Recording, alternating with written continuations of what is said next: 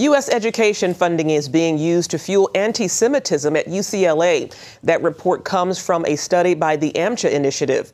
The 3-year study uncovered widespread anti-Semitism in UCLA's Center for Near East Studies. It concludes that events there focused heavily on Israel and the Israeli-Arab conflict, and 93% of those events were anti-Israel. 75% of those activities included anti-Semitic conversation.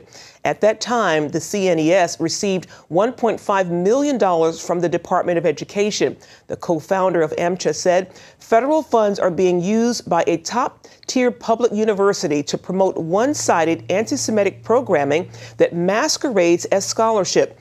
That is absolutely appalling. And joining us now is Asher Intrater. He's the director of Revive Israel Ministries and the pastor of 2 congregations, one in Jerusalem and one in Tel Aviv. He's also the author of numerous books about Israel and its role in history. Thank you so much for being here. Thank you, Evan. First off, why is anti-Semitism so rampant throughout history? Well, the issue of anti-Semitism, it has to do with a similar spirit to hating Jesus. Because after all, Jesus is Jewish, and therefore the very fact of our existence is a proof of the Bible. So the spiritual forces that are against the Bible and against God and even against Jesus want to destroy that. There's a hatred against God's covenant. There are promises in the Bible that for Jesus to return and set up his kingdom upon the earth, there must be Jewish people in Israel.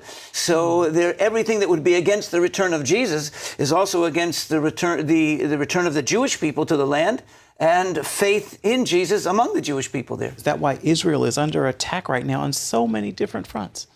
Well, I do believe there is a spiritual root to all those attacks. If you look today in Israel, on the south and west side, you have Hamas. In the north, you have Hezbollah in Lebanon. You have Al-Qaeda forces now coming through Syria to the Israeli border, and the ISIS forces coming out of Iraq toward Jordan, toward Israel. So you see the focus of international Islamic extremism and jihad focused on this nation. Why is it so important for Christians to stand with Israel and the Jewish people? Well, I think that goes to a very deep question about what does it mean to be a Christian? To be a Christian, you are believing in Jesus. His Hebrew name is Yeshua. He's the son of David. He is not only the head of the church, he is also the king of Israel.